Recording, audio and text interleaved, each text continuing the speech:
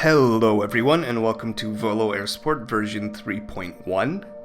This is mostly going to be a bug fix release with some important fixes that will help a lot of people play the game on their systems now, but I've also included a bunch of interesting features that I think you all will really like. So let's see what's new. First up, there's this. Cannonball.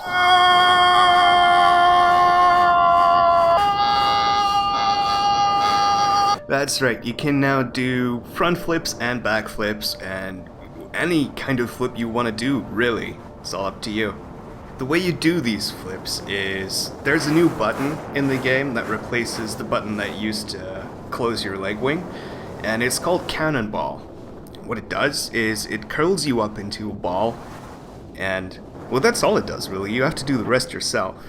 To do a backflip, you need to hold back on the control stick, which is the easiest one to do, and to do a front flip, you actually need to pop up a little bit, and then dive down, and then as you dive down, you need to start holding the cannonball button down, and that'll give you enough momentum to do a single front flip.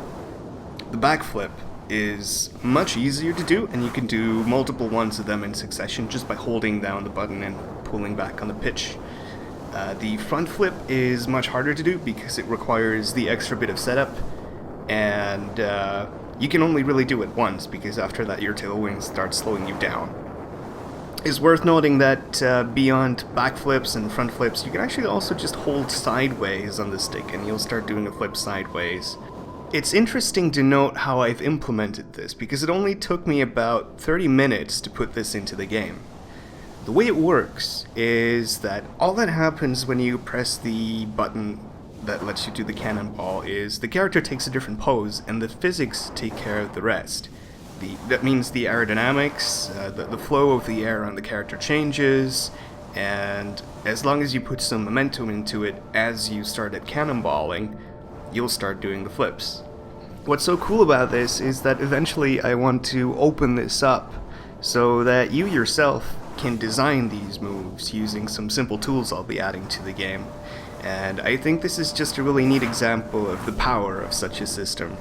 I fully expect everyone to start making trick videos now, and I'm very excited to see what kind of things people can come up with. I certainly haven't discovered everything you can do with this move, and I'm very curious to see what you all do with it. Another new feature that I've added is Base exit points. Okay, I'll stop that. There are now 3 new spawn points that you can choose, and each of them is located at a very high cliff face. And they're there to simulate the feeling of having just jumped off of a cliff. Now, in the future you'll actually be able to do the jump, but right now you just spawn there as if you just jumped off there a second ago. Next up are 2 new camera positions, and they are both mounted to the character.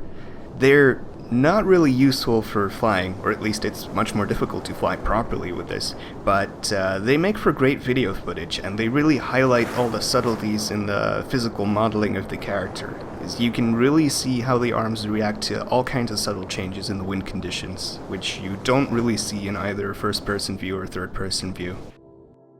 I made an important change to the controls. The default sensitivity of the controls is now much lower, as I saw that a lot of people were having a lot of trouble keeping the character under control, and in hindsight I was just asking too much, and the sensitivity was way too high, it was way off. It's much better now. I also made sure the sensitivity is actually configurable in the input menu, so should you actually want to go back to the high sensitivity values of version 3.0, you can do that. If you want to set them even lower than what the default is, you can do that too.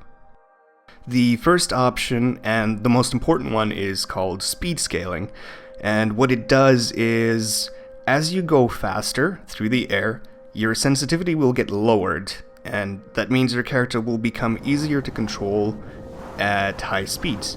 The thing is, if you fly fast, you'll only need to do very, very tiny motions in order to achieve large maneuvering effects. So it makes sense to have lower sensitivity when you're doing that. Now, the higher you set this value, the more this effect will be applied, and the lower you set it, the less it will be applied. The next available option is called Input Gamma, and What it does is, the higher you set it, the more precision of the stick will be used for small movements, and the less will be used for large movements. See it this way. Your stick has a certain movement range. If you leave it in the middle, you're using 0% of the range, and if you move it all the way outwards to any particular direction, that's the maximum range of the joystick. Now, the higher you set the input gamma, the more the inner range will be used to do smaller motions, and only the outermost bit of the range will be used to do big motions. I've adjusted the natural heading of the character to be a bit steeper. A lot of people reported that they didn't really like the change from V2 to V3. That meant that you now had to press forward on the stick a bunch to stick to the terrain effectively. Right now, I've tweaked it such that you have to pull back on the stick more than you have to push forward on it if you're doing terrain proximity flying.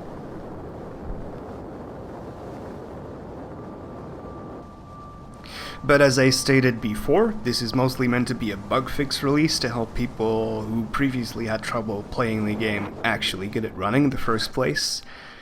The first big thing that has been fixed is the black screen issue when trying to play with the Oculus Rift mode on AMD graphics cards. Another note on the Oculus Rift is that I've upgraded to their new SDK, so that means some juddering issues that people were having should be fixed now. Mac users with Intel integrated graphics chips were reporting that their terrain was rendering as pure black. That's also been fixed now. Do note that this comes at a slight performance cost, so I'd recommend only playing the game on an HD 4000 chip or higher. Actually, higher is better.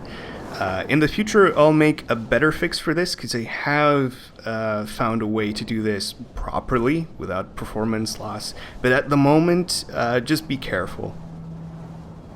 Some people were reporting that their controllers were not being properly picked up by the game. I fixed a couple of instances where this could happen, but I'm not sure I've caught all of them. So if you still run into this issue, please let me know through either email or a post on the forums, and I will get back to you.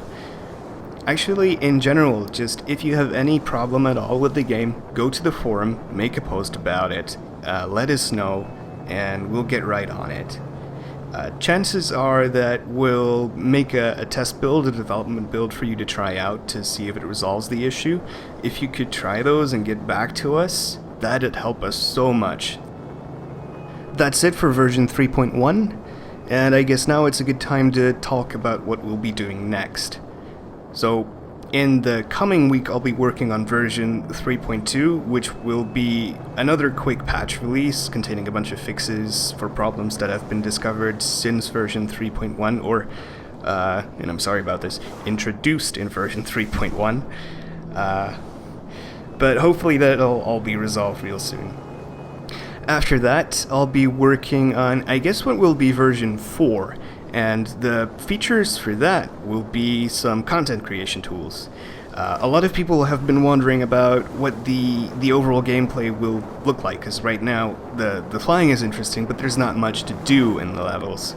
So one thing I want to really push for that is content creation tools, so that you yourself can create challenges and events that interest you the most, and then share them with friends to see how they do. If you've played, for example, Grand Theft Auto Online, you'll know what I mean. They have a creation mode in which you can just fly around the world freely, place some props, place interactive components, and with that, construct your own levels and your own game types. And that really appeals to me. I've had a lot of fun with that in the past. So I want to do something similar for Volo Airsport, and the first version of that will just contain a handful of props. Think checkpoints with which you can create your own races or platforming levels. And I'm also thinking about including a wind turbine that you can also just place and rotate freely, so that you can use that to get to places you normally couldn't, and I expect you'll be able to make some really crazy platforming levels with that. On a final note, I'm very happy to report that we've been greenlit by Steam, so the game will be released on Steam very soon. Thank you so much for supporting us during the admittedly brief run of the campaign, and we're very happy to say that all existing customers will get Steam keys as soon as the game goes live there. That's all from me for this update. Thank you for watching, thank you for playing, and Blue skies. sorry.